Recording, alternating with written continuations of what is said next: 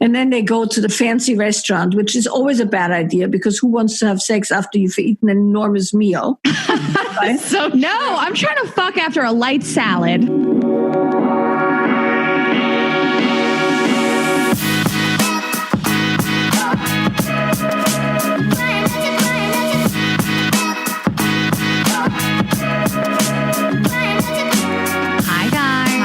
Welcome back to another episode of Girls Gotta Eat. Welcome back. Can you guys feel that it's Saturday? Oh my God. Like, I feel like we haven't recorded a Saturday episode since Derek Paith last summer. I have nothing to do. When he held me up against the guardrail outside and just like slammed me up against that What fence. are you doing right He has a now? girlfriend now. All right. Go off. It's a nice memory for me and probably so super platonic for him. Speaking of platonic, we didn't. No, it's not hard for me. We didn't talk about on last week's episode how you always used to say plutonic. This is the greatest gift this podcast has given me is how to say platonic. Yeah, because plutonic is a word. Plutonic, like Pluto. I have retrained my mouth to say platonic. I'm glad that was so long ago that you didn't get it right. That was years ago, and all of you let me know. This is the greatest gift this podcast has given me. This episode is brought to you by BetterHelp Therapy Online. For 10% off your first month, go to betterhelp.com/GGE. So we all carry around different stressors, big and small, throughout life. And when we keep them bottled up, it can start to affect us really negatively. And therapy is a safe space to get things off your chest and figure out how to work through whatever is weighing you down.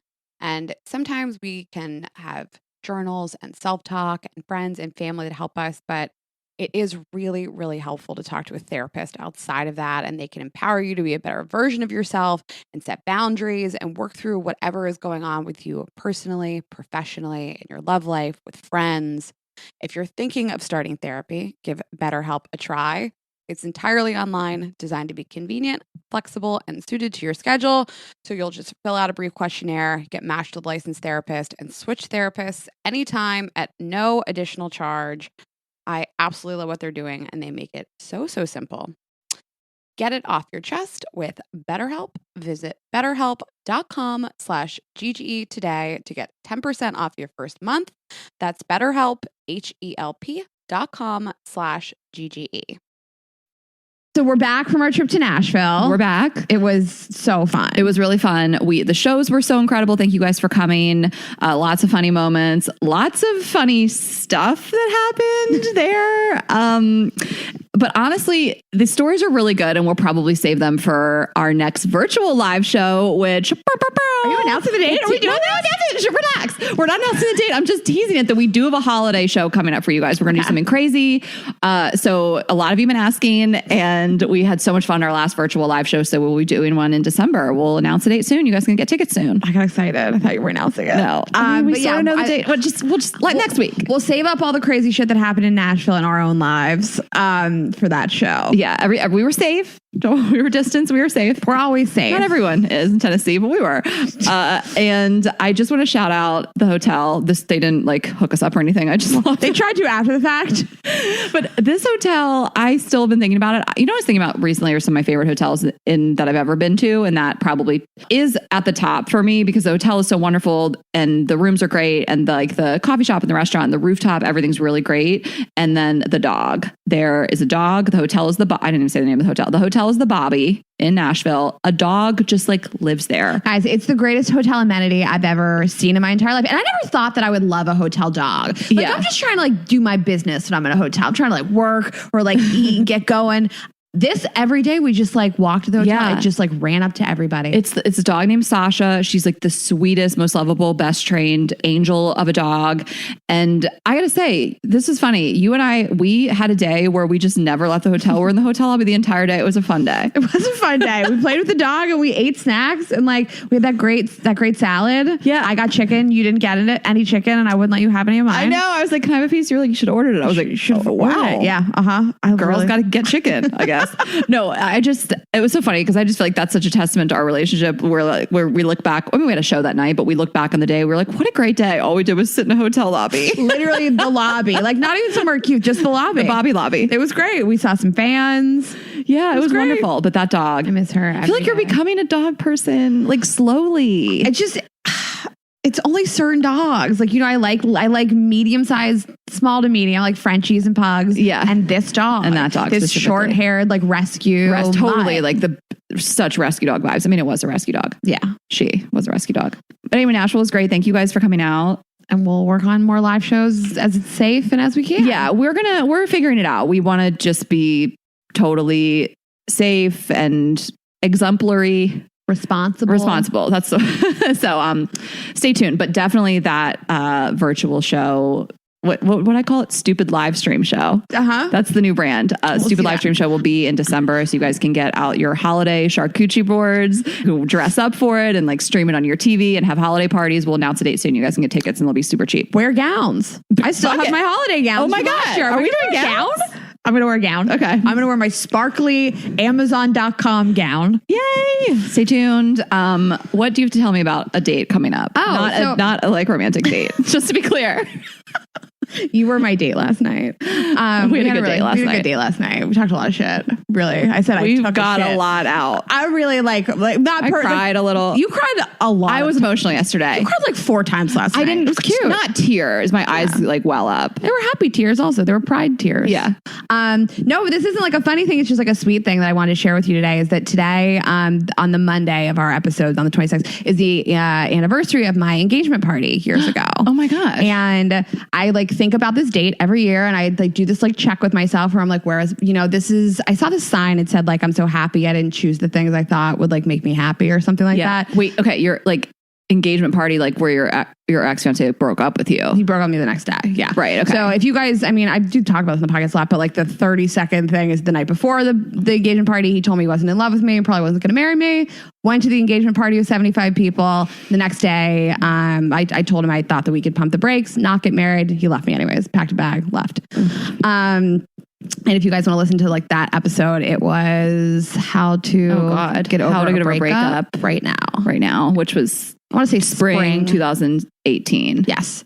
So we talked about that and a breakup of yours. But so I always think about it on this day. And I think, what my life would have been like. And, that you think that you have these moments in life where you're actually going to die and you're in so much pain and you're so sad and you can't imagine another life because the death of your life has just happened. And I just, I want to constantly give people the message that you can find a new dream, you can find a new path, you can find new things that make you happy. And just because this one thing dies doesn't mean you can't have a world of happiness outside of it. I love that. I just, I am a testament to the fact that you really can, quote unquote, lose everything that you thought would make you happy and rebuild your life and be super happy, Yeah. I traveled the world. I made all these friends. I met you. I built these businesses. And so, I just want to remind people that no matter how bad you think today is, it will always get better. Always. And to the point where you will, like you said, look back and it'll give you anxiety almost to the point of where you feel sick thinking if you had done it. You know what I mean? If you think of had he never broken up with you and you married him, and this is no shade to him. Oh my God, can you imagine? It's just that wasn't the life you were supposed to live. Thank God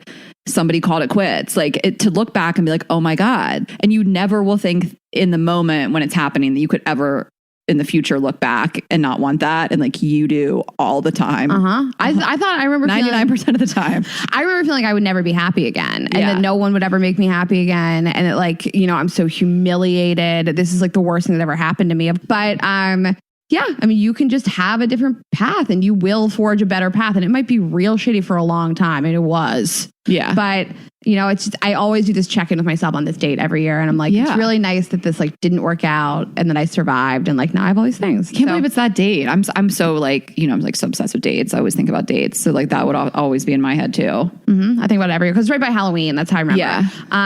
So I just wanted to tell you that's today. And I'm so glad he dumped you. Look at me now. I'm so happy you broke up with me. God, I can't even imagine. What if that was my man still? Sick. 2 seconds later, Ashley's no shade to him, but shade to him, kind of. And I do think that you can forgive people and move on, and we have forgiven each other and, tried to have sex with each other again. Yeah. Well, I love that you shared that. We are going to keep this intro relatively short. We have a little bit longer and incredible episode for you guys today with a really great guest. Her name is Michaela Boehm. Boehm. I was so excited because I was I know how to say her name. She was no, you don't. She was no. So, okay. we're going to address a few things up top that we didn't really get to cover with her, but we have some strong feelings on. And I also just want to say, as I was listening back to this episode, editing it, it has a little bit of a different tone for us in the best way. Like it's still empowering, but it's really like practical, realistic, but still eye-opening advice and information on kind of taking a look at yourself and then how to be in a healthy reciprocal relationship and not losing yourself in that relationship and keeping the passion alive, and how to, you know, maybe soften your edges a little bit, show appreciation for your partner, which is stuff we talk about, but I don't know, you guys will see. I really hope you enjoy it. Actually, it's sort of interesting. You just sort of like sparked something in me when I was thinking, like, we sort of talked about this with her a little bit, and I don't think we recorded it. I think it was afterwards, but like relationships in the current state have only existed for a very short amount of time. And by current state, I mean, men and women are pretty equal in this world now in terms of finances. Men don't need women to take care of everything for them. Men are capable of doing those things. Women don't need men to pay for everything. The current state of relationships has only existed for, I don't know, 40 years. Mm-hmm. And so there's a million different thoughts and opinions about how to like change and make these things better. But like, it's a very new thing that men and women are equal and can make their own decisions. Yeah. That women are equal to men. In terms of just like, yeah, you don't need a man. Like you can, yeah, clearly we know that. There's still some equality issues across the board, but yeah, exactly. Okay. So while we're talking about that kind of thing, I want to get into something that I didn't really get into. I don't know if I've talked about this in the podcast. I might have like joked about it lately, but like, this is kind of how I feel. So one thing that Michaela advises or encourages, she has celebrity clients. We're talking like Gwyneth Paltrow. Google her with Gwyneth Paltrow. She's Gwyneth Paltrow's like relationship spiritual advisor. Will Smith and Jada. Yeah. So big deal. She's a big deal. And one thing that she kind of got some press for was that she, I guess, advised Gwyneth and her current partner, is named Brad now? Her husband. Yeah. Okay. Them living separately as a married couple. And people, of course, were like, that's so crazy, obviously, you know, whatever. Michaela herself has, we don't want to talk about her relationship, but that's something that she has also practiced in her life, is living aside from a long-term partner. And she talks about that, and you can Google more information on this. So I figured like this was a time for me to tell you that is what I want to do. And I just want to say before I get into this, my disclaimer is that I literally don't care what you do with your life, whatever makes you happy. Everyone should live their truth. I have different opinions and thoughts and feelings, and my life choices are not an attack on yours, you know? I just want to say that up top because it's a little unique. I don't think I want to live with somebody ever. I can't imagine sleeping with someone in the same bed forever, for literally ever. To me, the goal is amass more space, get a bigger bedroom, get a bigger bed, get a bigger closet, all for me. So I'm going to sleep in my California King with you rustling around, breathing heavy, snoring after you've been drinking, and ruining my REM forever. What are we working towards, ladies? And sharing a closet? You want to have your clothes with a dude's clothes. I'm going to have these Jimmy Choo shoes that I've only bought one pair of designer shoes my entire life. I finally got to a point where I could afford Jimmy Choo combat boots next to your fucking Nikes? Or on the flip, my Crocs next to your loafers? No. Like, also bathrooms. I've talked about bathrooms before. Don't even get me started. You know how I feel about separate bathrooms, sharing a bathroom with a man forever. Oh my God. And I know people are going to try to come for me and like, not everyone has a huge home and multiple closets and bedrooms and yada, yada. That's not what I'm talking about. I live in a small 1-bedroom apartment. Like, don't come for me. That's not the issue here. I'm talking, you have a big house. You choose to share that closet with your man. What are you doing? Get your own space. I cannot believe women with all, like, how much we pride ourselves, not all women, but some women pride ourselves in our clothes and shoes. And we just want like a Carrie Bradshaw closet and yada, yada. And then you just share it with the man. It makes me sick. And I know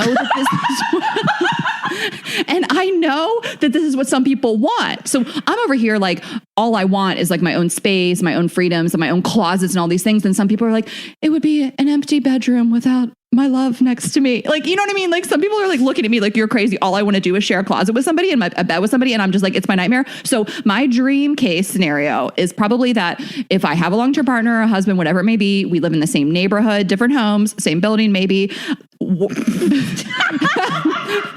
At the bare minimum, we have a home with 2 master suites. and this is like goals, when I grow up and I buy a big home, I remember we did Corey's kind of like a low key bachelorette party for her in Dewey Beach a few years back. And we stayed in this home, and it was the first time I ever saw this, and 2 exactly the same size, like symmetrical, huge, stunning master bedrooms on the top floor. So the whole top floor was these 2 master suites with like the same giant bathroom, same giant closet, same giant king bed. And I was like, what is going on here? Whatever it is, I want to be a part of it. And so I've always said this, I just want my own space. I've never, like, I loved living with roommates and stuff in college in my early 20s, but like, I love my own space. I love my own freedom. The thought that every day you just have to come home and someone's just fucking there and you have to talk to him. Like, the reason why you and I have such an amazing relationship, because we don't live together.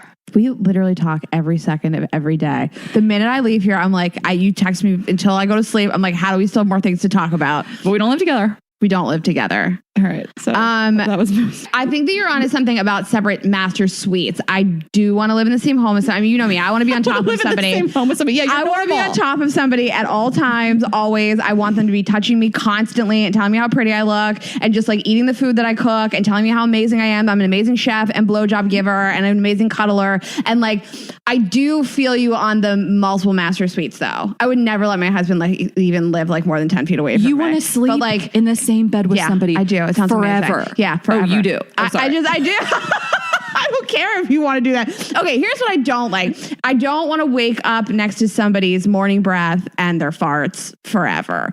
I don't like that. So I like the option of having a second bedroom. So that sometimes I can go be in it. But yeah, I want to be on top of somebody at all times, always. I will never share a closet with someone. I've never done it. I've lived with multiple men. I never shared closets with either of them. No. We had separate closets. Good for you. I just think my parents have separate bedrooms. We talk about it a little bit with Michaela. Like, it doesn't mean you don't have sex. You probably have more sex, honestly. You know what I mean? Like, I like to cuddle too. Like, I would love to spoon and fall asleep in someone's arms on Sundays. Like, I'm all about Lord's Day. I'm all about that quality, not quantity.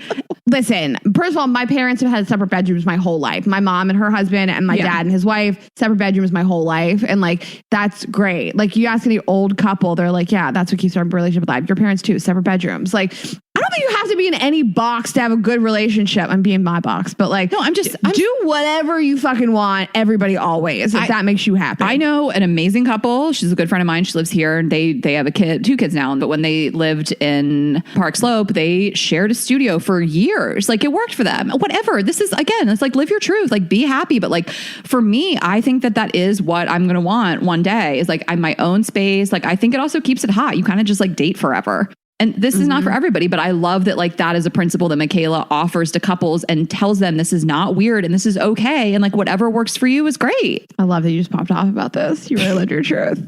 I can't get over it. Sleep with someone forever. It sounds so fun to me. Oh my God. You just said like come home and like someone's just there. Yeah, that sounds great. I love attention more than anything. You know me, I'm like, what are you watching? I want to watch my show. Yeah, the multiple rooms, just live in a bigger place. I moved in with my ex-fiance like, I don't know, 6 weeks after we started dating. Fully moved in. Yeah. I just like it. But it's one of those things of like, I was so excited to live with a former partner of mine too. And it's one of those things that you can always change. Like that's what's the beauty of being your own unique person and growing up. And like, you could live with somebody in your 20s and your 30s, whatever. And then you could get into your 40s and you could be like, I don't want this anymore. And your partner agrees. And then you live a totally different life. Like, it just can always ebb and flow. You know what I mean? And I always think about my parents. And again, my dad, just like, it's kind of, they slept in the same bed my whole childhood, but then his snoring just got so, it's more about that. My mom, his snoring got so bad that my mom was in the guest room a lot. And then when they built their house that they have now in 2015, they just kind of like made her like a little bit bigger bedroom. But yeah, that's my truth. So I shared it with you guys. I fully support this. And I don't think that anybody should make decisions about their personal relationships based on what anyone else think is the norm. They're not in your relationship. So like, just because we'll use this as an example, like just because somebody comes home every day to the same partner and sleeps in the same bed doesn't make them any happier than people that don't live together. I just would never make decisions based on what other people think I should be doing with my relationship. You're not in my relationship. Right. Yeah. I love that you said that. Okay. Before we like get into the whole episode, we wrap up every episode with your submissions, and we asked you guys just in tangentially to the episode. Because we're talking about, keeping your relationship alive and keeping it spicy. We asked you guys how you guys spice it up with a long-term partner. And your submissions were so great. So we've made a decision to take those and do an entire bonus episode with that. Yes. So coming in the first half of November, we'll be releasing a bonus episode. Usually it'll be like a Wednesday or Thursday. And it will be about how to spice up your relationship. Your guys' submissions. We'll talk about, I have a funny, very embarrassing story to share. We'll dissect some of what you guys say. They were just too good. We didn't just want to like run through them and not talk about some of the stuff. So it should be like a really funny cut up episode with a lot of good takeaways too. Like a lot of really great actionable stuff. I mean, our listeners never let us down. But when we made that decision, Rayna had this hilarious idea to go with today's episode. And it was to ask you guys without Googling what you think tantric sex is. Rayna, it's so funny. I'm so glad you thought of this. I thought everybody knew what it was. And then I realized like people really don't know what this is. I'm still unclear. I'm still a little unclear. Listen, you guys, you'll Google it. But you submitted a lot of ideas. I think you should start because we have a Jenny submission. Okay, this is what you guys think tantric sex is. Right out of the gate, we have Jenny Jones. When you let them go down on you and you meditate so hard that you pass out, but really you're awake. Lots of talismans. Do you know what talismans? Talismans? Is that crystals? No, it's a garb. Okay. Lots of talismans and fucking outside. Almost being at peak orgasm without orgasming. It's bullshit, but give me it. Isn't it like connecting on a deep emotional, spiritual level or some shit? And also you had sex. I feel like a lot of chanting is involved. That cult sex thing. I've always assumed it's doing yoga poses while fucking. That's fair. It's kind of like holding in a sneeze, except the sneeze is an orgasm. And something to do with dinosaurs. I was wondering where the dinosaurs thing came up a lot. What? Like a whole lot. I was really surprised. I'm not sure like where tantric, maybe it's just like a T-Rex. I don't know. Maybe it sounds like a dinosaur. Okay. It definitely involves the taint. Like feng shui, but for your clit. Hippie sex. The makeup sex after I throw a tantrum. Lots of tantrum stuff. Which makes sense. Which tracks? Tantrum. Yeah, tantrum sex. When you come from eye contact. Sounds like the sex people would have at Burning Man. Okay, that makes sense. As someone who fucked a Burning Man guy, I feel like... The way you paused, it went, you. I just want people to know it wasn't me. Like I hooked up with a bunch of Burning Man people. He could not fuck though. Oh, you're right. I don't even know what we're talking about at this point. I don't either. I know exactly what you were talking about because you said he couldn't fuck. Actually, he comes up in this episode and that guy definitely could not fuck. Well, this came up, of course, that episode of Sex and the City where the old man shoots cum at Miranda's forehead. Also Finch from American Pie. I forgot about that. That's a deep cut. I know, it's a deep cut. I forgot about it too. Sex with no touching, vibes only.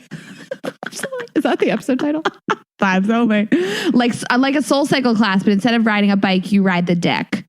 I got hit on at a bar by a guy who said he taught tantric sex and was a quote unquote master. He wasn't. Something to do with chakras, a lot of bending, slow breathing, witches and leather. Witches. And finally, men finally have an excuse for not getting women to orgasm. Can you imagine this guy just can't make you come and he's like, babe, it's tantric. He's like, stick it with it for 4 hours. You're not going to come, but it's going to be intense. It's tantric. But she explains a little bit more about what tantric sex is. I just thought it was having sex for like 7 hours without touching, or like not sex, but like staring at each other and humming, like prolonging. Prolonged orgasm. Yeah. I thought it was like edging forever. Forever. I had this guy told me that he'd been edging like all week before he like came over and like we hooked up. No one has ever come faster in the history of coming. But edging, who do we talk about it with? Connor. Oh. Yeah.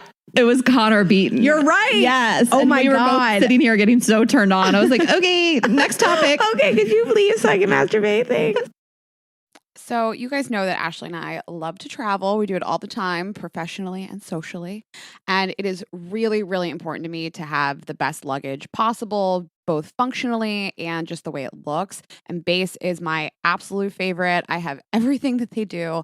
I have their check-in bags. I have their carry-on. I have their mini weekender. But I just got their newest bag. I am so obsessed. It's the East to West tote.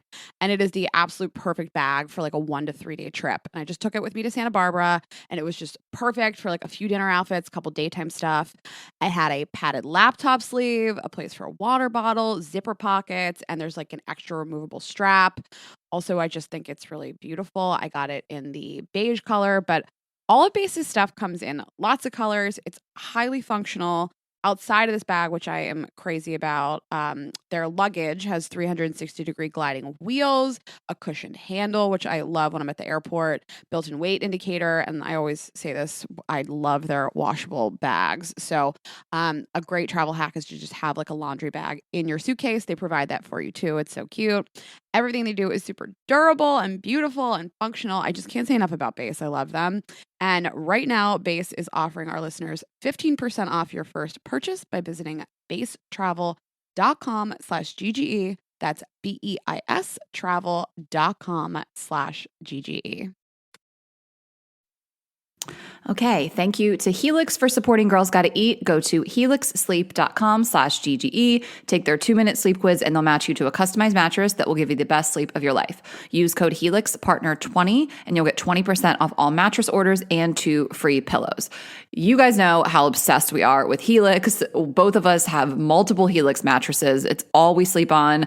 I have made sure that my parents have one, my brother has one, my boyfriend has one. I just refuse to go anywhere and not sleep on a Helix mattress. That is how obsessed we are.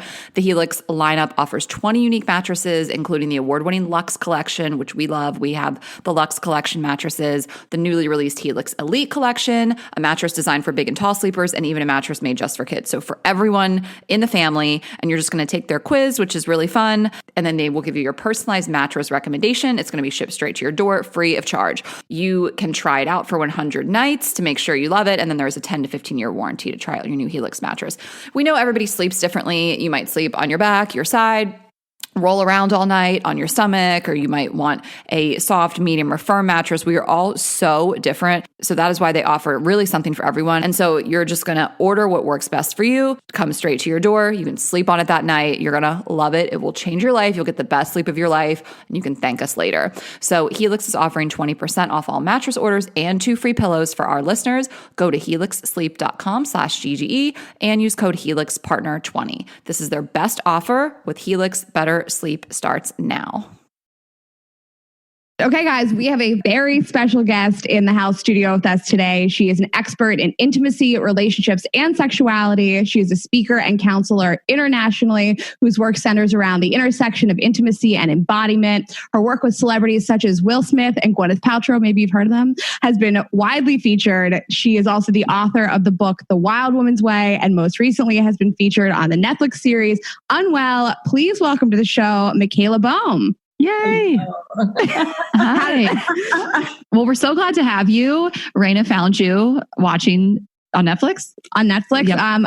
Part of the Unwell documentary series about tantric sex. And I feel like you personally taught me a lot because I just thought tantric sex was 5-hour-long sex sessions where you just have like 5-hour orgasms. I didn't know that much about it.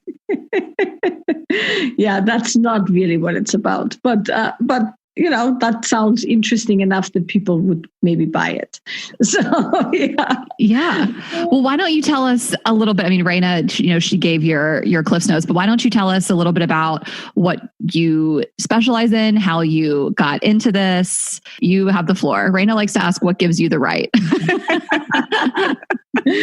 Essentially, it's a whole realm of existence when you start looking at the body in relationship, right? So the body in relationship is a whole theme because we've become so heady and we've become so engaged with just our mind, and mostly like we're doing right now, right? Our body's parked in a chair, on a sofa, or in a plane, or in a car. And we think about things and we do things. And of course, when we then look at sexual engagement, and I'm talking specifically having pleasure, achieving pleasure. Achieving pleasure alone tells you where that's going, because it's not an achievement, but that is how it's described. But then all the way from not wanting to have sex, being with somebody for so long that you don't feel like really engaging anymore, all the way to relational things and just general numbness and disorder within the body. And what I mean by that is not just illness, but just not feeling good in the body and not inhabiting the body and not connecting with your partner the way you used to. So that's my area.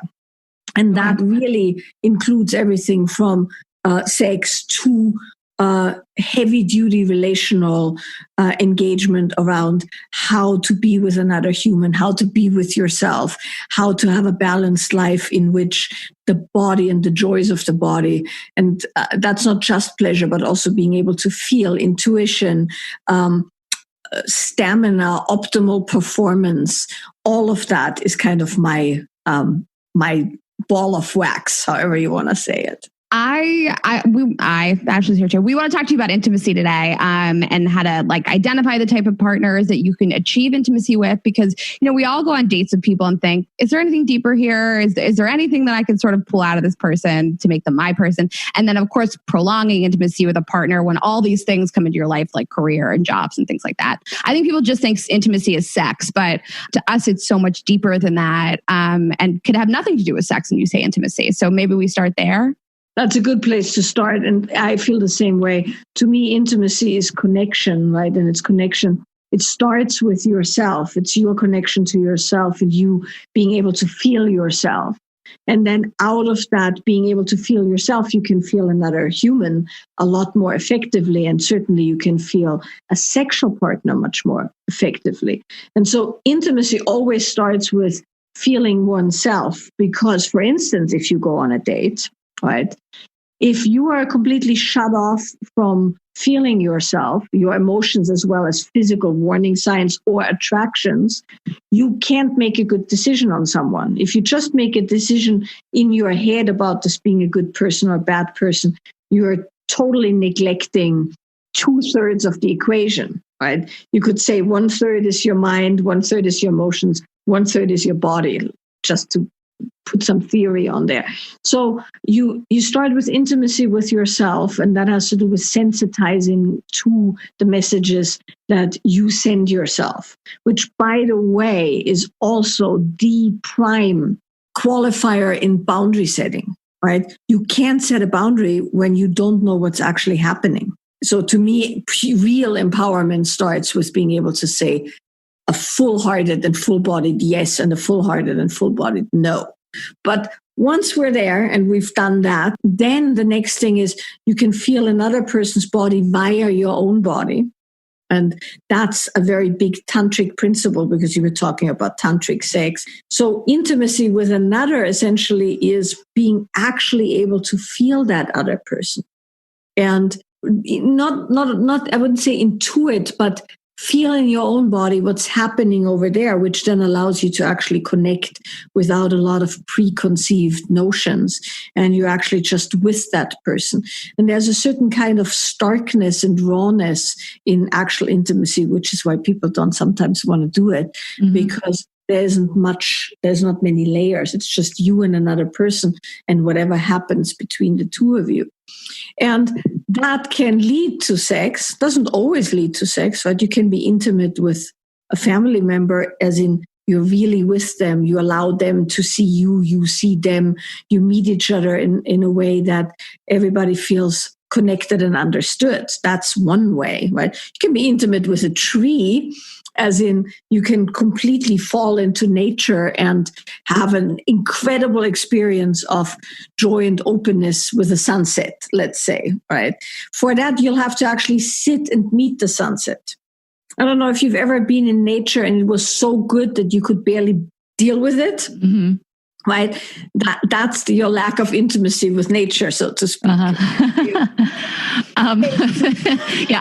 really get intimate with sunsets. I actually do. No one loves trees more than Ashley. And trees. Sunsets and trees. You speak my language. So I think, if I'm a single girl or a single person, I'm thinking, okay, I understand what you're saying. You need to show up really understanding yourself in order to set boundaries, in order to create intimacy with another person and have this like rawness between you. But if I'm like a single person showing up for this date, how do I do that? How do I show up as somebody who's like open to that? And how do I express to somebody else that I'm like ready to have that type of intimacy with somebody? Is like, are there physical cues? Are there certain things I can say or do? So coming to you being a single girl out there, right? So we've established that if you actually can somewhat feel yourself and you know who you are, then the next step is to really determine what do you want in relationship. right? Okay. Because it's not enough to just be intimate with somebody. You want to be intimate with somebody with whom you have the style of relationship that you want. And this is one of those big problems because typically the people that we find really interesting and sexy and fun are not necessarily always the people that are good for long-term relationship. Have you surveyed every person that I've ever dated? Yes. That's how it goes, right? And mind you, there's a place for that. At a certain age, you have to know what's out there. And you have to do a certain amount of, let's say, field research so that you know what's out there. So you know yourself. You also know what you like and don't like. So that's perfectly fine. But at some point, if you say you want a long-term relationship, let's say, right, or like a committed relationship of indeterminate length, but committed, right, then you have to go, okay, that's what I want.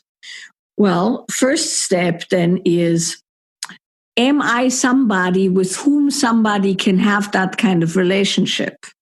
This is usually a harsh moment in time, right? When you go, what do I want? I don't know. I want a man I can travel the world with and do wild explorations and climb Machu Picchu and, raft down the Amazon. Okay, cool. Right. So that's what you want. But if you then go and then I want a baby, we're in trouble because the man who is adventurous and goes down the Amazon with you is not necessarily the man who then wants to stay home and have a family and get gainful employment and whatever. Right. Not necessarily. So meaning, you have to be very clear on the purpose of your relationship, and you have to be very clear on the long-term purpose of why you are with this person. So if you know that 2 or 3 years from now you want to be with somebody with whom you raise children, you have to find somebody who is actually capable and willing to raise children with you. You can't, hop on the raft on the Amazon and then be upset that the guy doesn't want to settle down and have a kid with you. Or conversely, if you are sort of like me and Ashley and you want this wild, adventurous life, you can't go on dates necessarily with people that want you to be their wife and the mother of their children tomorrow. That's right. Right. And so that's a super, super important piece in dating that a lot of people neglect.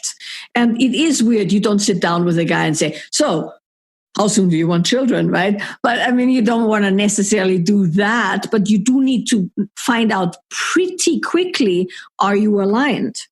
And if you're not aligned, you have to have the guts to not go there.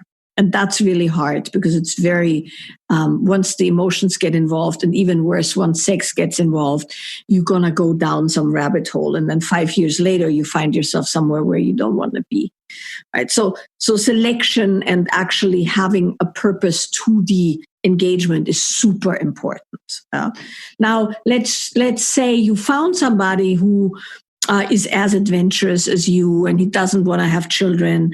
There, for instance, right, if you want to, for instance, travel with a man all over the world, you can't be with a guy who has 3 young children from a previous marriage at home. Mm-hmm. Because that's a pretty shitty thing to do to your 3 children if you're gone for a year or so, right? So he might be so perfect, but it's just not properly aligned. And that's one of the hardest things for women to do because we love potential. We just love potential.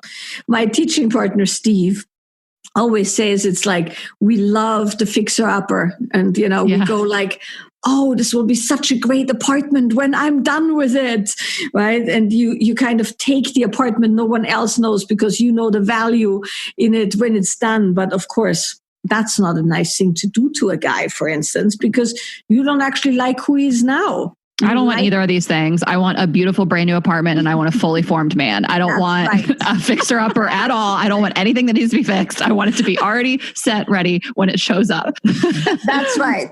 And I agree with you. And that's what you should go for. And then the next question is, are you the person who is ready to move into a brand new, fantastically equipped apartment. Do I deserve this apartment? And Michaela's like, I can tell your apartment's nice, Ashley, and I don't know if you deserve to be in it. No, I'm just no. That's not what I'm saying. I'm saying, can I afford it? Do I belong here? Like all these things. Yeah. Yes. Is this a fit for me? Exactly. And it's not so much afforded in the financial sense, of course. It's like, are you capable of inhabiting this apartment? Mm-hmm. Right?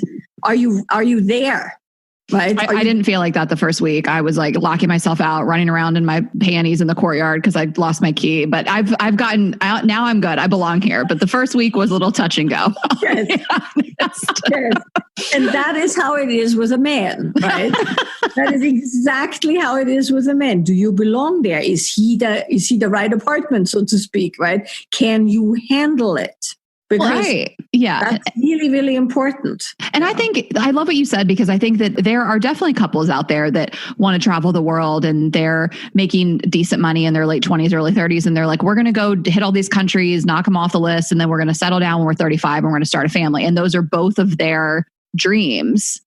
But that may be a little bit of I don't know if I want to say exception to the rule, but it's got to be talked about before you set out with the adventurous guy that's so hard to pin down. And then the time comes and you're like, okay, well, is it pregnancy time? Right. Right. And then he goes, no, but he doesn't go no right away. And then you're 38, right? Right. Yeah. I think there's something to be said with working with the cards that you're dealt. I've certainly been guilty of this. And we've seen emails from our listeners that have said, I've been dating this guy for 5 months and he won't commit to me. And it's like, did he tell you that he didn't want to be in a serious relationship in the beginning? I bet he did.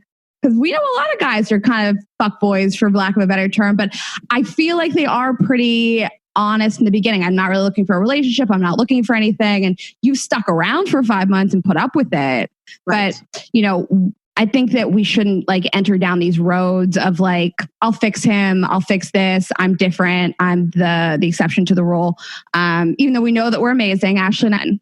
That's right. I couldn't agree more, right? And particularly when you're actively, it's one thing when down the road in a relationship, 5-6 years into it, stuff gets a bit bumpy because maybe, you have different ideas of where it's going next or stuff like that.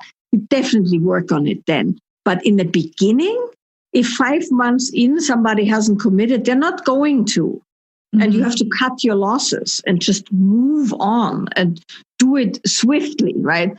And particularly when you're in your 20s and 30s, you have so much choice.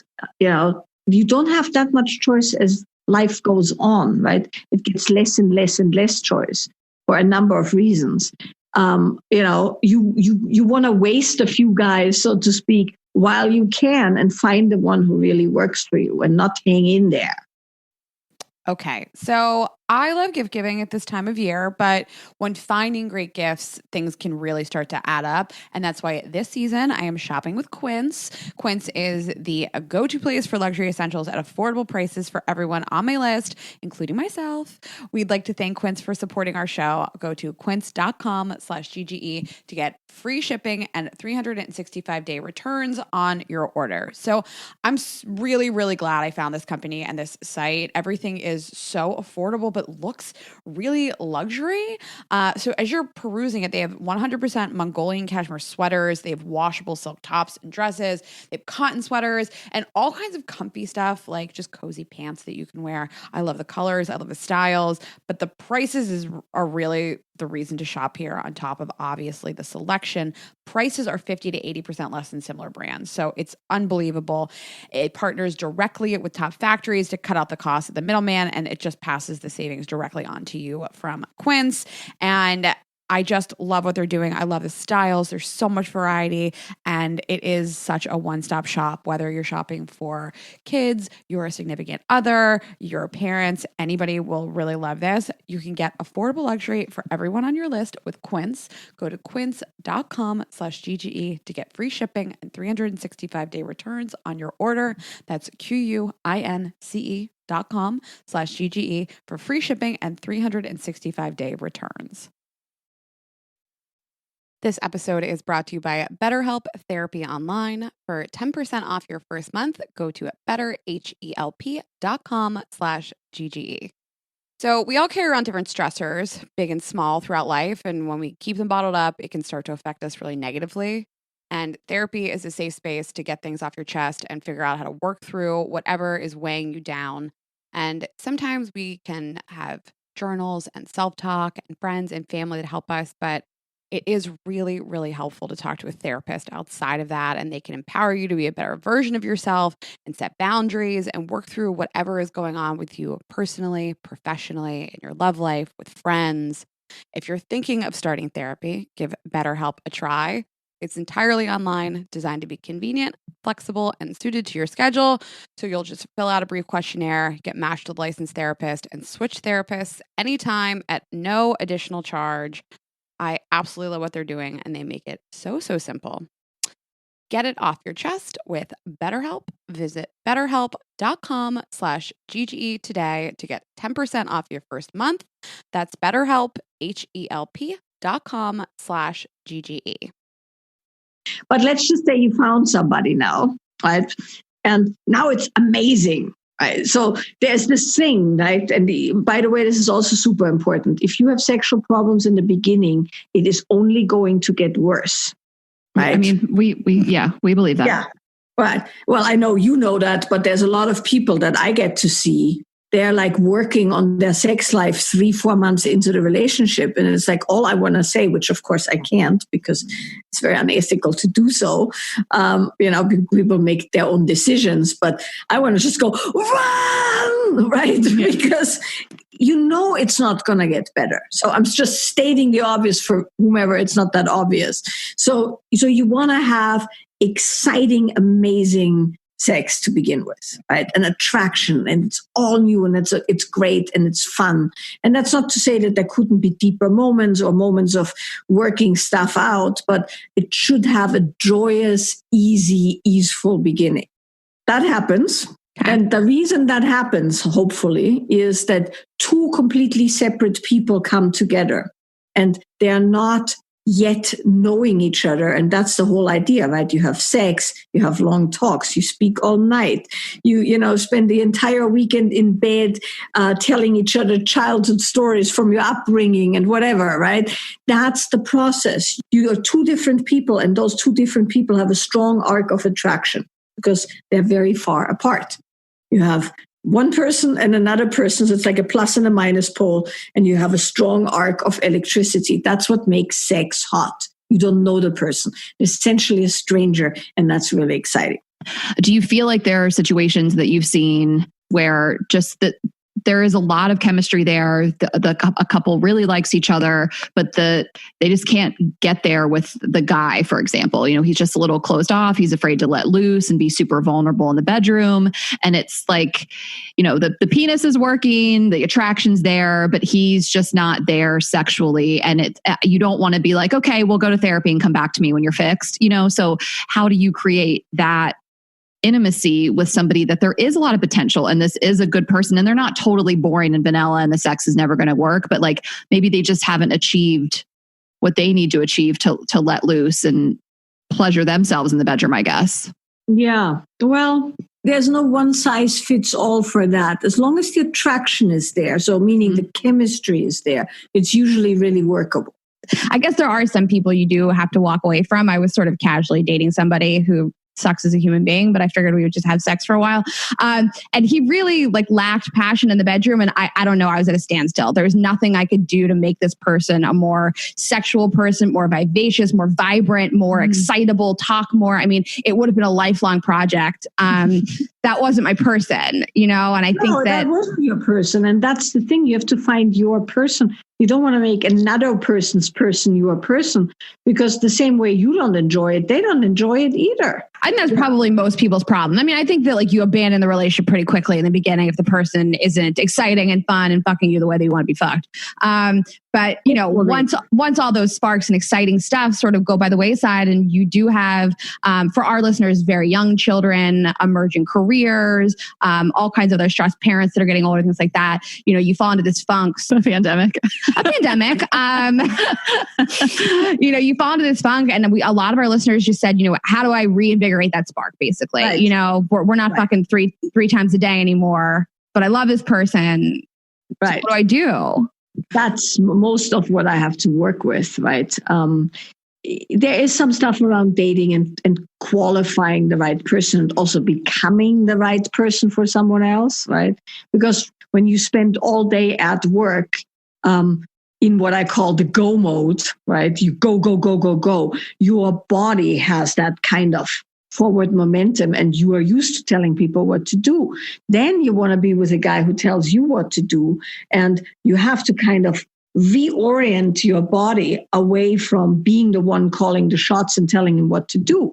And if you don't have practice around that, there's a good chance that you're going to continue telling the guy what to do, which he will only tolerate if he's a weak guy.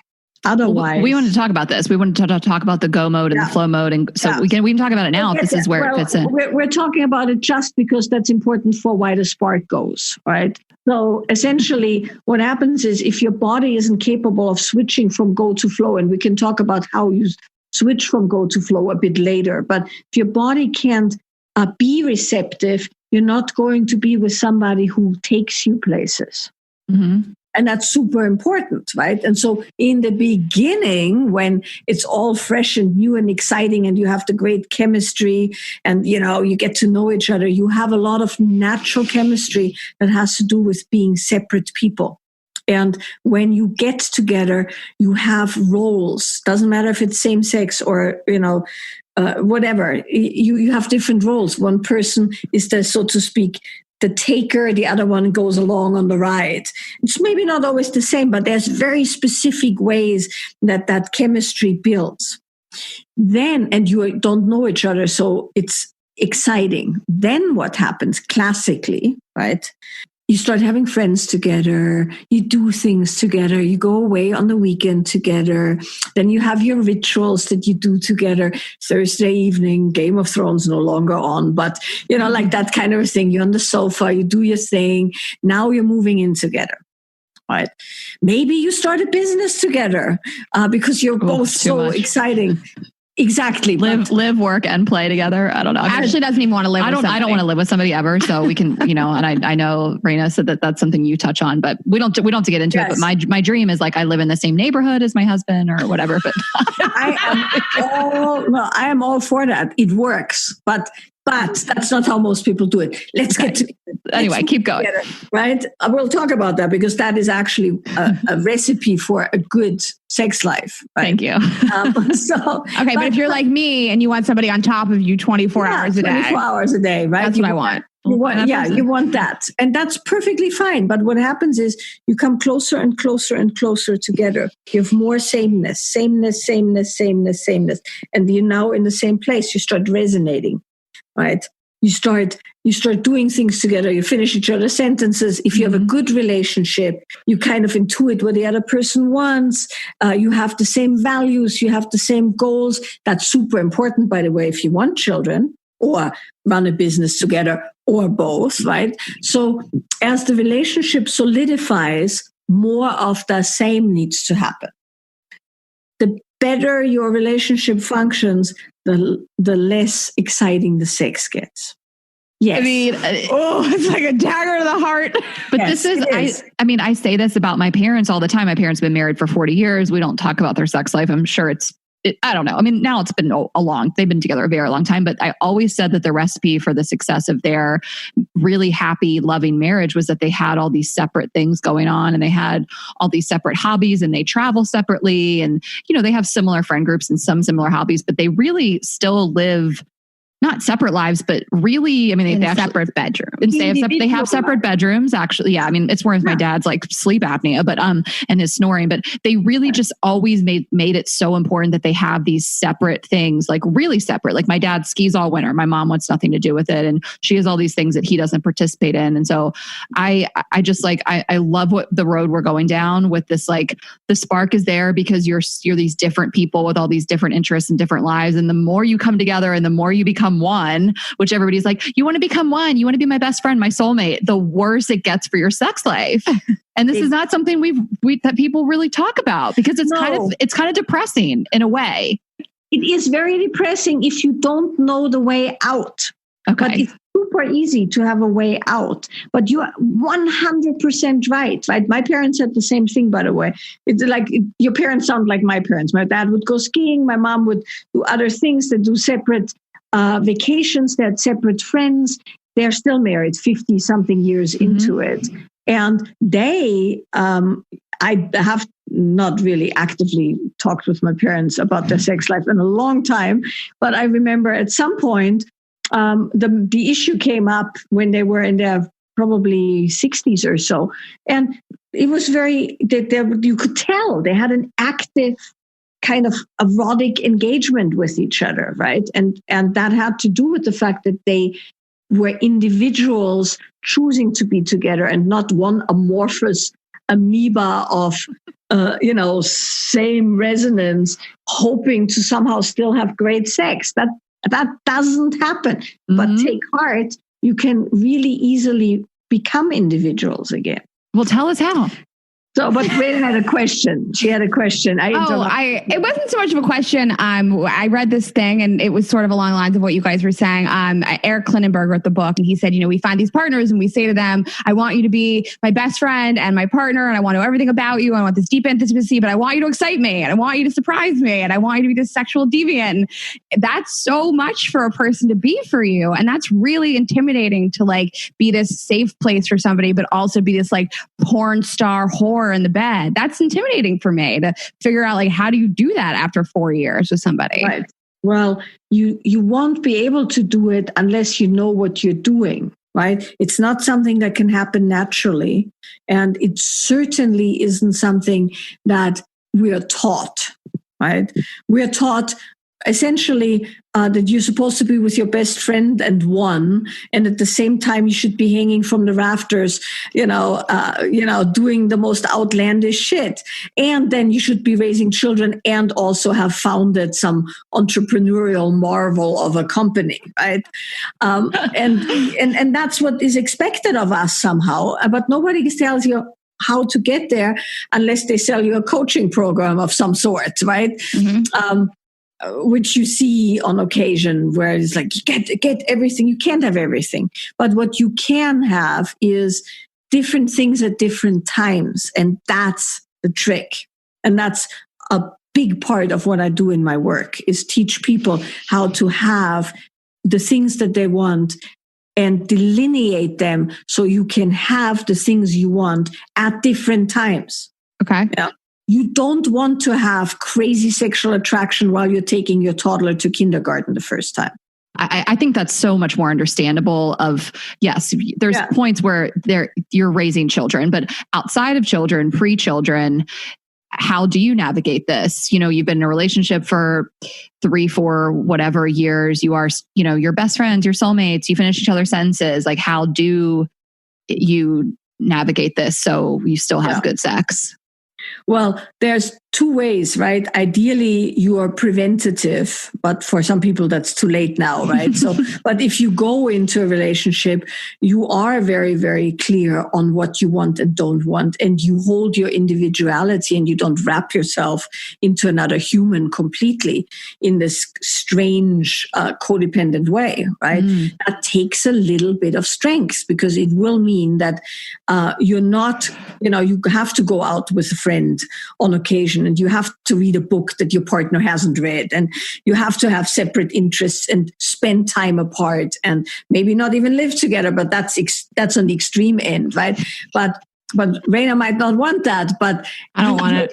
You at least have separate rooms where in one room you have your stuff that you enjoy, and the other room, the other person has the stuff. So it's not all this weird compromise where everything needs to be blended and whittled down and made the same, right? And that's easy to do. You can become your own person again if you've lost it by learning something new, leaving the house, meeting different people. The reason why people sometimes, when the spark has gone, go on vacations and stuff like that, or introduce other people into the relationship, which, by the way, never really works in the long run, is the newness factor.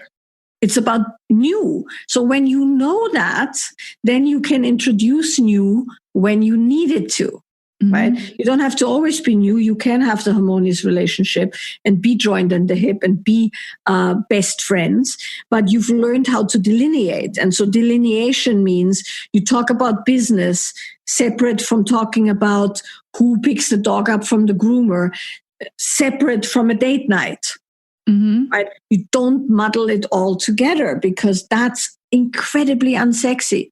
When people have these date nights, or we should have sex, so let's make an appointment. And then they go to the fancy restaurant, which is always a bad idea because who wants to have sex after you've eaten an enormous meal? Right? So no, I'm trying to fuck after a light salad, maybe some soup. Well, we should have sex first and then enjoy a great meal, right? Yeah, so, it's such a good call. Fuck before you go to dinner. That's right. And then you get a hotel, have your champagne, have the sex, then go to this 9-course dinner that they have to roll you out of the restaurant, and then go home and both take a shit and then go to bed. That's right. I'm so glad you said that, because have you ever had friends that have done one of these anal before dinner? Stop it. No, yes. I feel like you hear this story constantly of an anniversary or some special moment, and they go to, Rayna, this is your area, really expensive, a really expensive bunch of courses, it makes me want to die. Per that se, feeling is terrible. Alinea, whatever it is, and they don't have sex on the anniversary or whatever. I've heard of, they both have to one's taking a shit in the lobby and one's in the hotel bedroom because they're both they ate too much. I never told anybody this. I never told you. I wasn't hiding it from you, but I was engaged years ago, but we did not have sex the night that we got engaged. And I was like, this is so crazy. Because we got a hotel suite at the Plaza and we had all this champagne. We had a 10-course meal before we went to the hotel. So we just didn't fuck. Yeah. Well, no, of course not. Right. So this is where you have to separate. Sorry, we really took you off track.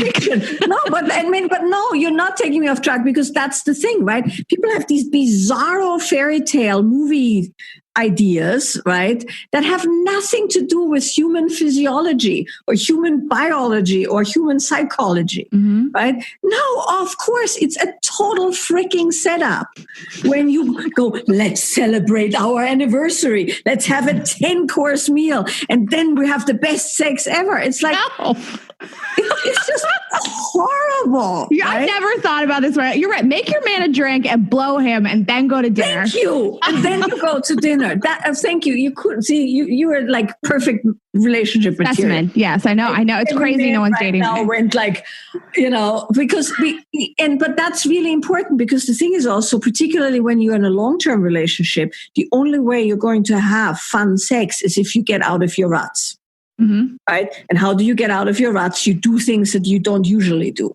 So you just have to shake things up. That's exactly right. And there's nothing wrong ever with making a guy a drink and giving him a blowjob. That's my dream. There's nothing. Alcohol and blowjobs? Ever. But I just want to say this, because I always get this question: isn't that not empowered for a woman? It's that's the most empowered thing. You give something that he enjoys, and you enjoy that you're giving him something he enjoys, and hopefully you enjoy it too, and he'll take care of you too. Right? It's just be realistic. I find it very empowering. I love it. I'm very turned on by oral sex, giving oral sex. I love what you said about almost setting boundaries, and we don't talk about the kids or the dog or the work or something like that. And I think maybe couples don't want to set boundaries because they think that's unsexy. And it's like, what's unsexy is that you go to your special date night and all you do is talk about work and the dog and blah, blah, blah. But so I love that. And I also think if a couple is saying like, we're going to have our date night and we're not going to talk about this and this, and they find themselves like, then what are we going to talk about? It's like, there's the problem and here's how we're going to focus on this. So it's like, whether you pull some list of topics from the internet, whether you hear it from experts like you or one of the other experts we've had on the podcast, or you realize that you have to read a book so you have something to talk about. It's like, if you find that if someone says to your partner, you can't talk about work or the pet or the kid or whatever it is, and you find yourself wondering, what am I going to talk about with my partner? That's probably where you need to start. That is exactly. And that's what I mean. You have to become an individual again, right? Mm-hmm. That is, and I love that you said it's never too late. Like you've never lost yourself if you don't want to. No, you don't. And I mean, it's as simple, like you said, as simple as reading something on the internet and then coming to your date night, right? And go, I read this thing. Did you know this? Right? So immediately you're a different person to your partner. Mm-hmm. Immediately you're more interesting to your partner. Immediately a different dynamic loads up than, oh, I forgot the dog food. And did you know that, so you have to set the boundaries, and you have to, the better your boundaries are and the clearer it's delineated, the more different aspects can be available. You can be best friends. You can be parents. You can be, if you don't have to work with your partner, you shouldn't. It's a lot, and it's not a good dynamic, right? But some people do work together and some people enjoy that. But I personally think it's like, it's insane. Well, I wouldn't say it's insane. It's just an added... No judgment, but... It's just an added level of difficulty. And for most people, relationships are pretty difficult already. So it's like, well, if you are in like super great shape, put on that weight vest while you're running up Empire State Building, right. But if you're not in great shape, maybe take the freaking elevator, right? Mm-hmm. And so meaning if you don't have to work with your partner, probably don't, right? I mean, it's just so, it gets so difficult in the dynamic. The exceptions, of course, to every rule, right? But there's nothing wrong even with, I don't know, whatever, take Cards Against Humanity or whatever. Right. I just found this is very kind of funny because I just got these to show a couple. I found this in Australia. Spark romance. Yeah, Spark like romance. This is great. Just like, and if you guys are listening, it's just like a pack of cards that says Spark romance, and there's probably just different conversation topics. Like, and look, and this is like this little matchbox with these little cute things, and then it says different things here. Trade a secret. What's one thing you don't know about each other? Yeah, anything like that. I love this. There's 50 in there. Well, and just don't be scared to do this stuff. Like, it's like, what's the alternative is having this stale, boring sex life or relationship. But I wanted to see, you said there were two things. And I think, are we to the second yet? Or was this was kind of all part of the first, like not losing yourself in someone, right? Not losing yourself in someone. But the other thing that people, I don't know why it's such a taboo and why people are so scared about it, is get some good sexual skill, right? It's like you wouldn't dream of driving a Maserati without having at least gotten a driver's license and practiced some, right? Mm-hmm. So I don't quite understand why people get so freaked out by the idea that they should actually learn. We're sticking with the blowjob because that's such a perfect example, right? Learn how to give a good blowjob. Mm-hmm. Learn how to touch a woman's breasts in more than, like one way. Like learn some skills. There is nothing wrong with that. There's books for that. There's videos for that. And I'm not talking porn because that's not actual. It's a bad example. Yeah, it's a bad example, right?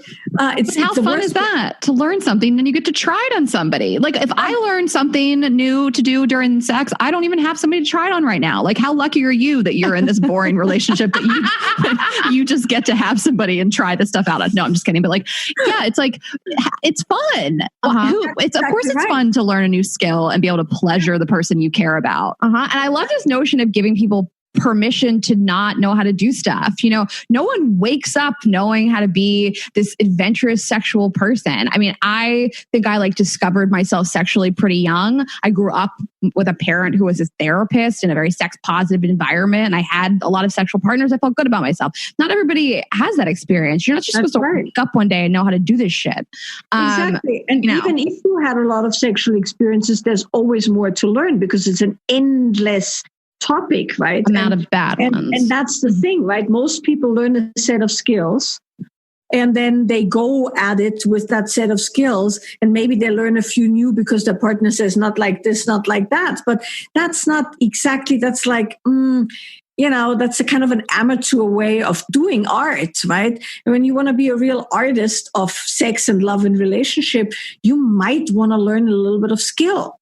Right. And you might have to practice the piano at some point before you play it at a concert. And there's nothing wrong with that. And so that's the other aspect. How do you keep the spark alive? You continue learning. And you can, if you have an open-minded partner, you can make it a joint adventure, right? You can get a book, you can, whatever. And like I said, it's not all about technique. Sexual skill is more than technique. It's, a kind of certain kind of a play or dynamic. It's how do you speak to somebody? How do you touch somebody? And some of it is universal and some of it is exactly for that person, right? But however, which way you want to slice it, learn some skill. Super, super important. Are there places you like to point people? I'm sure there's a million resources. But if somebody just says I'm not a super sexual adventurous person, but I'd like to be, I'd like to learn how to do this thing, touch a breast. Are there places that you like to point people? Well, I mean, super simple things are like The Joy of Sex, which is a very old book, right? That's been updated a few times, which is a great. Getting It On is a really good one. But, also pick an area that you don't know, how to do it and Google how to do X, Y, Z. And you will find a million resources and instructional videos, right? And that's really what's quite cool about it is that you can find something in any domain that you want to experiment. And it's kind of good to try things that you thought you'd never want to try because it expands your horizons, Yeah. And I'm glad that you said porn is not the first stop on your road to learning things, because I watch a lot of weird shit that I would never do or want to attempt to do that I don't know that I would want my partner to do. I don't think it's realistic, if you can't attain that level of sexuality. Well, I think that's you're learning how to drive by watching Fast and the Furious. I think it's porn. Damn, girl. I love an analogy. Porn is it's entertainment, right? Yeah. It's not tutorials. Right. So you want to learn how to drive, you go to driver's ed. You don't turn on Fast and Furious 12.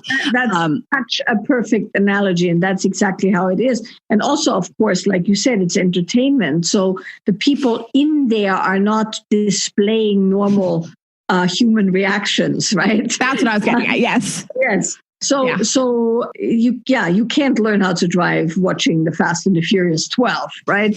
You can't. And that's in general, and that's what I said in the very beginning about my domain is the body, right? The body and relationship. You can't armchair your way into good sex. You can't think or read about good sex. Your body has to actually practice being sensitive, navigating, knowing yourself, having an honesty with your own body, and then connecting with another body. And that requires skills. And that's you don't get into the Maserati the first day of driving school, right? And the same way, your body needs to learn how to do these things. And so you have to practice, right? So that now brings us to Go and Flow. Okay, perfect. Yeah, I really am interested in this because I think, Rayna and I are successful, independent women. And we tell people what to do a lot. And we kind of just are, I guess, aggressive in our career in the best way. We're ambitious and motivated and we're in charge. You should be able to kick ass and take names later as a woman, and also be as submissive and wild in bed as you want to be. That Amen. makes you a fully empowered human being, right? Mm-hmm. Right? If you want to be wild and sensual and kind of taken by your sexual partner in bed, you should be able to do that, Mm-hmm. right? But you don't have to be ditzy, unorganized, all over the place, crazy woman at work, or general in bed. You don't have to. You can have both, cultivate both, and use it as you need it. And then we don't have to have this stupid conversation about, oh, you're not masculine enough, or you're not feminine enough. It's not about that. It's you want to have it all available, but you don't use a hammer when you have a screw. Mm-hmm. And you don't use a screwdriver when you have a nail, right? And so that's all you want to know. If you, as a human being, man or woman, want to be in sex, right, predominantly, and I'm not talking all the time, but predominantly, if you predominantly want to be the one who kind of makes the thing happen and is the penetrator, and I'm not even talking physically penetrating, but is like the one who drives the thing and pins it down and manhandles it in every which way, or woman handles it in every which way. You are the goer, right? You are the one who gives the direction. In sex, now in your life, you should be doing go and flow however you want to, however it is appropriate, right? Mm-hmm. So you want to kick ass in business because that's what one does in business, right? If you want to kick ass in your sexual relationship, then you need somebody who wants to surrender to your kick-assness, because it takes one of each to make for good sex. You can't have two people go at it. That's like two heads banging together. Mm-hmm. You can have two people flow, but that's not very sexy. It's just sensual and cool and that sounds so unsexy. It's very unsexy, but some people like that. Yeah, because it's for safe, sure. Right? It's kind of a Burning Man-esque kind of bodies. That's making love. Those people never fuck. Yes, they just make love forever. With lavender balls. Exactly. That's not what we're talking about. There's a place for that, but that's not what we're talking about. What we're talking about is one person drives the thing, the other person goes along for the ride. It's really amazing. Maybe then you switch, but whatever. Takes one of each. So if you are in go, by definition, men and women alike, right, your energy has to kind of compress and go forward. That's how you go, right? If I stand up, I have to kind of gather my body and my energy and stand up. If I talk to you, I have to have an idea where it's going. So the go mode is organizes things along a trajectory, so to speak. When you do that, your body gets a certain kind of a tightness, and you get a lot of energy in the head, shoulders, jaw, neck, eyes, brain, right? Because that's where you need it. I don't need my body right now so much. I'm talking with you. I'm thinking, I'm speaking, I'm looking at you.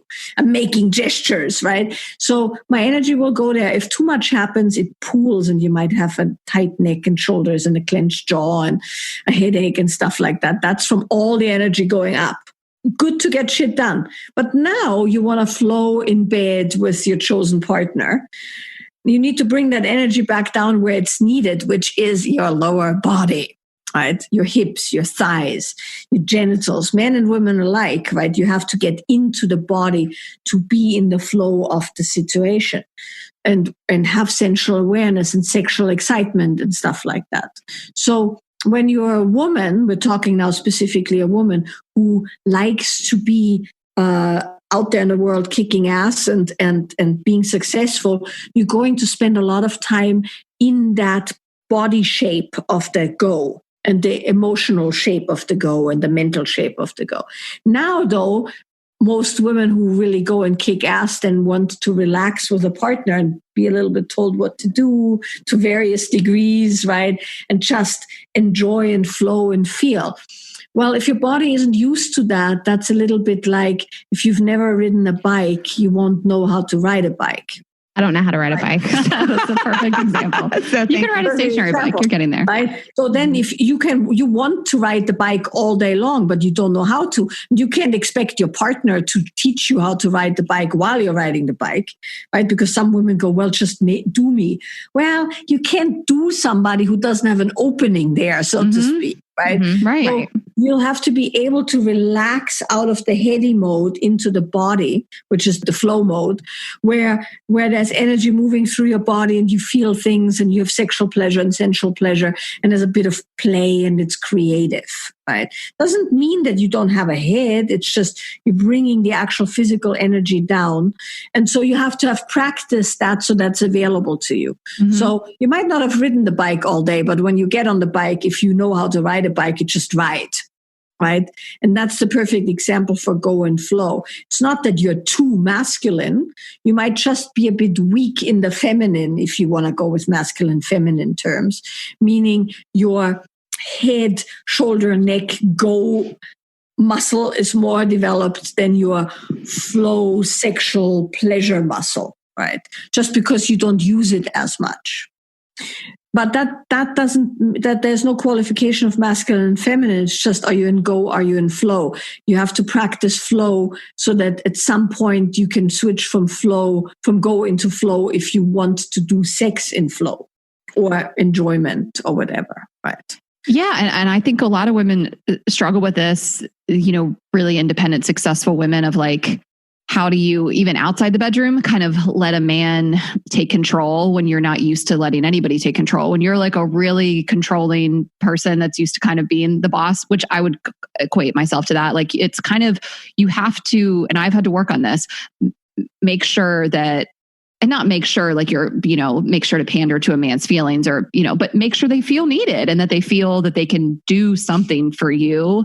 I've gotten the critique in past relationships of like, that I just don't really need this person. And you just don't, you're used to doing everything for yourself. And, I remember telling this to a girlfriend not too long ago that this guy she was seeing, they just got married actually. I feel like I may have helped a little bit with them at the beginning because she was moving and he offered to come help her move. And she said no, because she just wants to be a person that like wants to do everything for herself. And I don't need anybody to help me. I'm used to doing things for myself. And it's like, just let him come carry a box or something. Like he offered, like it's almost insulting to someone's quote unquote masculinity, whether you're male or female or whatever you identify with, that you want to help and you want to do something nice for this person that you care about. And they're telling you like, no, I don't need you. And I feel like it's a constant, I don't want to say struggle, but it's something I'm constantly aware of and working on. Yeah. And women say this all the time. Are men afraid of powerful women? Are they afraid of women that are successful, that make money? And I think that you guys both hit the nail on the head, which is that, no, I think men, not all men, some men find it very sexy that you're independent. You can make your own money. You're a successful person. You have a lot to talk about, but everybody wants to feel like they're needed by their partner. Absolutely. No one wants to feel like they're superfluous to the relationship and you're just showing up as a sperm donor. Yeah. Well, and that's why you see then the guys, the really good, powerful guys. Sometimes you go, why is he with her? She's like totally inept. Yes. Yes. God. He actually accepts his gifts, right? Gifts as in talents, right? And his help. And that's worth a lot, right? And now, so how you do that is, well, first of all, I want to say, and this is very, very important when we look about empowerment, right? You can only relinquish something you've had before. Right. So it's useless to give it over to a guy if you never had it. Right. So if you don't know how to carry a box or move yourself, you should learn how to do that. Now, once you can take care of yourself, why not let somebody contribute? I love that.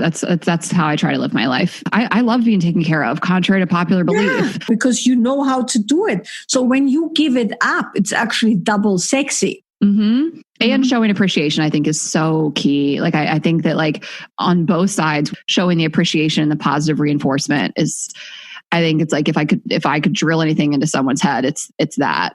Yeah. And me too. I want to feel appreciated. I hate when you do something nice for somebody and you feel like it was taken for granted. you do know that the single highest qualifier of successful long-term relationship is generosity. Mm-hmm. And generosity, not as in gifts, right? It's not the Tiffany box. It's the acts of service, so to speak, the giving, the appreciation, the praise. Mm-hmm. And I can't tell you how little people praise each other, right? So because sad. It's always, it is very, very sad. It's always like, did you take the trash out? Did you do this? It's never, wow, thank you. Uh-huh. Right. And not just, and I'm proud of you. Yeah. And I think that sometimes for somebody like, I think I need a little more emotional support than Ashley does, but somebody like us that we don't need money, we don't need guidance in our careers. We're in our mid-30s, we've gotten it. We've got it. You should be in your mid-30s and sort of figured it out a little bit. But, if you show up to a relationship and you don't need a lot, is there ways that you can show your partner, other than just saying thank you sometimes, that like you do need them? Well, this is a big one, right? And this goes back to, how do you choose a partner, right? Ideally, you find a partner who has something or knows something or can contribute something that you don't have as much of, right? So I just this morning worked with a couple where he's just really, really talented in the physical domain, right? Like he's very, he's an ex surfer and like big wave surfer and stuff like that. And so he's just really, really good with nutrition and sports and conditioning and whatever. And she likes it, but that's not her area of expertise. And so how they have it is that he really contributes to her by making the shakes and doing the thing, not from a place of you're fat or whatever, right? But from a place of really bringing his expertise. And when he does, she really had to learn how to be super happy about that. And she is, but she wouldn't show it, right? So ideally you pick a partner who has something that they can contribute to you and you take it. But it's very simple. From a man to a woman, it's very easy to see. Two women with each other don't do it so much, because two women with each other, what we tend to do is we go around in circles and it's incredibly pleasurable, right? But so, for instance, classic example, this is an example. If I call my business partner, with whom I have a very close relationship because we travel together when it's not a pandemic and stuff like that, and I go, I had a horrible day. I had like 7 calls and the microphone broke and, whatever, right? He will go, well, do this, reboot the computer, go and rest, right? You now need to calm down. And it irks me to no end, because I just want to be commiserated with, right?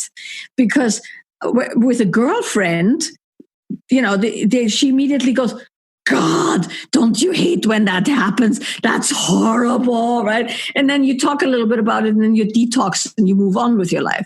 But a man towards a woman will tend to fix things. And so if you can catch that moment where you want to throw that off and instead go, oh, okay, I'll try that. Thanks, right? Then you are suddenly in the dynamic of the appreciation. He was actually able to contribute something to you. It's a minor thing, but if you, instead of going, yeah, I did that, you go, oh, okay, I'll try that, or, oh, wow, thanks. Suddenly you're in a totally different relationship. And sometimes it's just practice. And so sometimes it's just training, practice, maybe not what's natural to you. And you just have to work on it, not lie, but like, just, I don't even want to say play the game, but like, just realize that's strengthening your relationship. Just do it, but I personally like when men step in to fix things for me. That my love language is like, one of them is the services, is like, please do things for me, hang the curtains, fix my computer, all these things. So I'm very much like, I will take it, but you see things happen. I watch couples sometimes that have been together a long time and they get into that nagging thing and you see one of them try to do something for the other. And it tends to be maybe a man did something, but he didn't do it exactly right. And his wife she isn't appreciative. She tells him what he did wrong. And I'm just like, this is bad. I feel like I'm watching the relationship deteriorate in front of my eyes. And so that is exactly what happens. Yeah. That's exactly what happens. That's how a relationship deteriorates. Most of what makes a relationship work is simple discipline of keeping your mouth shut at the right moment. Yes, just you don't need to say anything. Like it just, I think, I catch myself all the time of like, you can think like, how could you say that or think that? And just like, doesn't need to be said. Why? What's the point? Make somebody that you care about feel bad?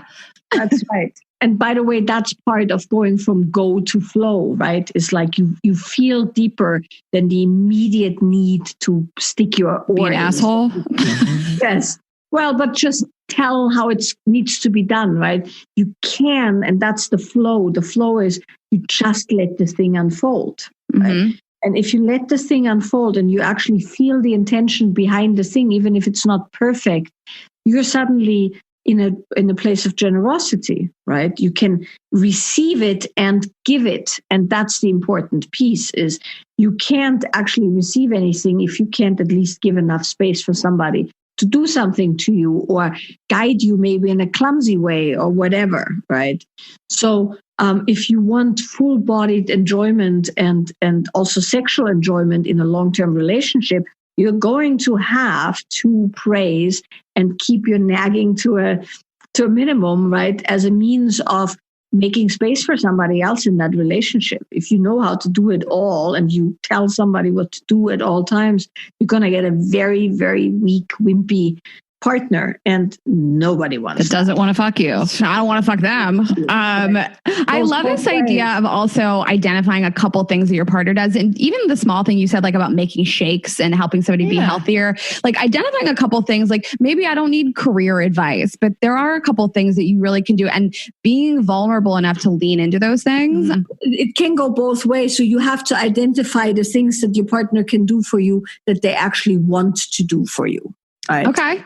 And that's really, really cool then. And so then you look to somebody for guidance or support in an area where you could help yourself, but they're just better or they enjoy doing it, right? And this is also really important when we now talk about long-term relationship and not getting into one of these masculine, feminine, gender wars, is whoever is good at something should be doing that, regardless of it's considered masculine or feminine. Oh, yeah. Uh-huh. Right? It's such a bizarre thing when women who are really good, like I, for instance, am really good with money. Mm-hmm. It's one of my superpowers. Uh-huh. Yeah. Like I know how to make money. I know how to spend money. I most definitely know how to spend money, but I also know how to make money, and I can navigate money, and I know, what to look for. And like, I have a thing. I like that's a domain I really, really enjoy.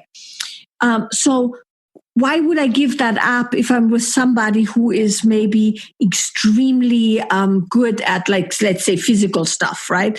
But not that good with the management of money. I'm not saying deadbeat or can't make money, but not good with, looking at something and figuring it out.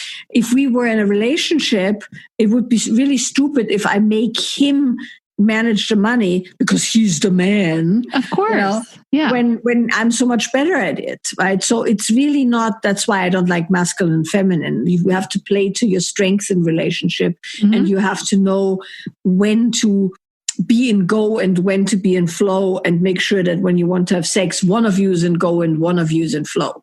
Absolutely. And there's certainly more, we're just in a time where a lot of those gender roles are just out the window. I mean, there's, stay-at-home dads and there's same-sex couples, obviously goes without saying, transgender out. So it's kind of like the whole men do this, women do this is just kind of BS at this point anyway. Yeah. And it's also so restrictive because guess what? And this is like porn, right? I always call it the lifestyle porn.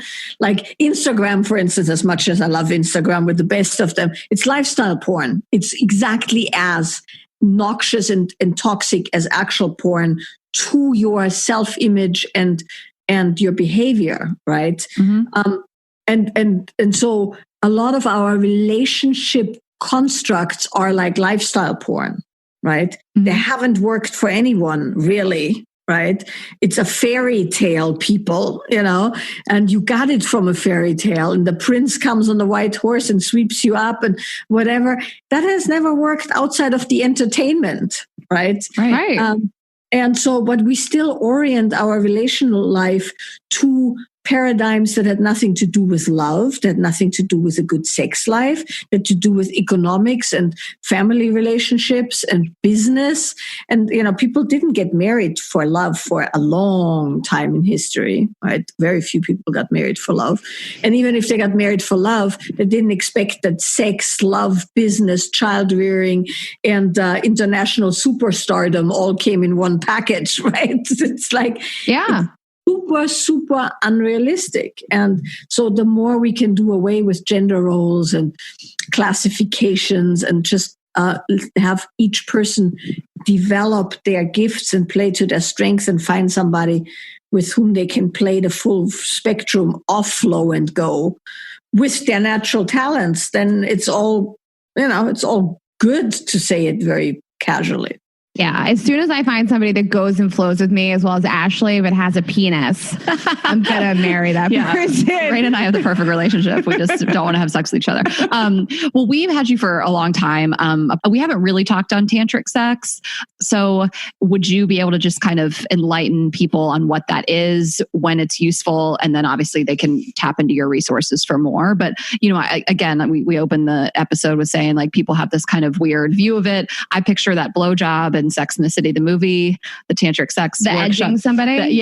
So we want to hear, we haven't ever discussed tantric sex one time on this podcast. So while we have you, could we just kind of give some Cliff's Notes on what it is?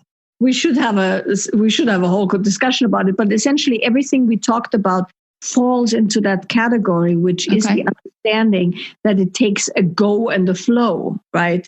So what makes sex tantric is not the duration, which is what people always consider, but the knowledge that it takes two pieces to play together, right?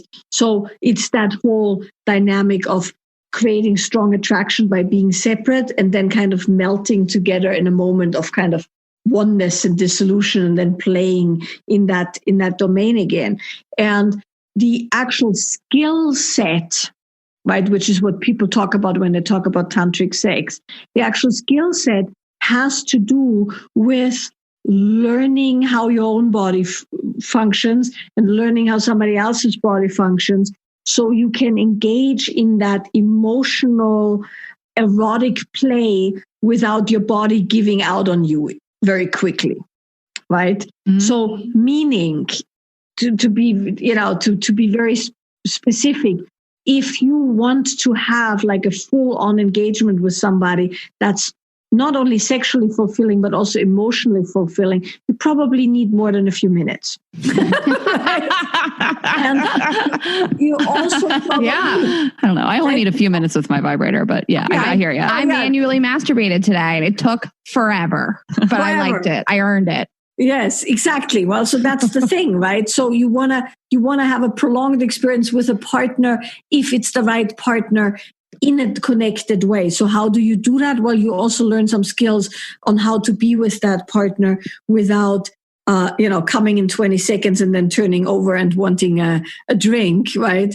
But for that, you have to have emotional capacity. You have to have mental capacity, and you have to have bodily capacity.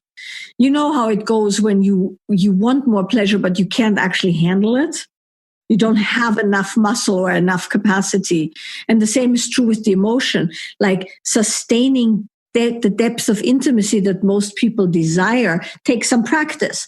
And so in tantric sex, what you do, it starts with all the things we talked about, right? Not having resentment, having clear communication, having that play of giving and receiving, and having some sexual skill. And then you can come together and you can dedicate some time opening layers and layers of both physical pleasure and emotional depth, right? And nobody starts there. So when we look at tantric sex per se, we're looking at all the things we've just talked about as a skill set that you work together, where you have deeper connection. And often you see in these workshops, even in the Netflix thing, there was a second of people in my workshop of looking into each other's eyes. That seems so trite, but just notice what happens when you really look at someone, not joking, and you're not giggling, and you're not looking away, you're not making a comment, you just let yourself be seen, like Rayna was saying, being vulnerable, right? So that's a tantric sexual skill, is to behold somebody and be beholden by someone without fuzzing out or giggling or turning away. And then that creates a whole depth of uncomfortable but beautiful thing that you can work with. So it's not about sexual skill per se, even though it's good to have sexual skill. It's about the ability to sustain that depth of connection and intimacy in the sexual realm. Ability to sustain pleasure for longer periods of time. It's ability to have pleasure in more parts of the body at the same time, right? Not just localized where your vibrator is, but in your fingertips, or your tip of your nose or whatever, with another partner, and so on and so on. So that's what tantric sex is about, is the deepening of your capacity in relationship with another human with whom you want to be sexual with. I love that. And you see, even on silly dating shows, that I watch or whatever it may be, they'll go to like a tantric sex workshop or just a sex workshop, whether it is titled as tantric or not. And the exercise is just sometimes like sitting on the floor across from each other. Maybe your like legs are wrapped around each other, maybe not, just looking into each other's eyes. Because think about even past partners. Have you ever done that? Have you ever looked into each other's eyes? Like, it starts weird and then it gets hot. And I think it's just like, you might not want to ask that. So maybe now, you're thinking you want to do this with your partner. Again, you just send them to this podcast, send them to an article, send them something from Michaela. Like we always say, like, put it on us, put it on some other expert. It deepens that connection, and it's not something a lot of people would think to do. And it can only benefit your level of intimacy for sure. And what better way to re-sexualize your partner when it's gotten stale, when all you talk about is work and your dumb kids? What better way to re-sexualize this person and make them different and start like dating again? That's right. Well, great. Well, I'm glad we wrapped it up with on the tantric. Yes. But this has been so wonderful, Michaela. Thank you so much for chatting with us. Oh, thank you for having me. Yes, we're really happy to have had you. I think our listeners will definitely really love to know more about you and your work. So if you could tell us where they can find that, what your website is, your Instagram. We mentioned your books. If you have anything else, please tell people where they can find you. It's michaelaboehm.com. And there is actually, because we just talked about this, in the beginning of the pandemic, we made these tiny little toolkits with like 5-minute exercises. There's just 3 or 4. I don't know actually how many, very small exercises, one of which is a guided eye gazing exercise. It's like $37. You can download the entire thing. It has instructions. It's called the Intimacy Toolkit. And then we have an embodied toolkit that has to do with pleasure. And then I do, usually we teach live workshops, but that's of course not happening. So there's, I have a pleasure course, and I have a kind of a women's like general going from go to flow and back and exploring yourself course. They're downloadable and they're 6 months long, and it's like this whole thing that you can immerse in. And there's of course the book, The Wild Woman's Way. There is loads and loads of free information on my website as well. I record all of my lectures and we post them as podcasts. So you can listen to me answer couples questions or answer women's questions. There's, I think, 80 something hours on iTunes, Stitcher, and SoundCloud. It's all on my website. And there's a lot more coming in the next 2 months because I've been busy during the pandemic. Yeah, great. Good for you. Well, I love this. So a wealth of information for you guys to seek out for yourself, for you and your partner. Well, again, thank you so much. We'll direct everybody there and to get to know you and your work better. So thanks for joining us. Thank you so much. And you guys know where to find us. girlsgottaeatpodcast.com, Girls Gotta Eat Podcast on Instagram, Ash Hess, Rayna.Greenberg on Instagram, girls_gotta eat on Twitter, and youtube.com/girlsgottaeat. That's it. Have a good week, guys. Bye.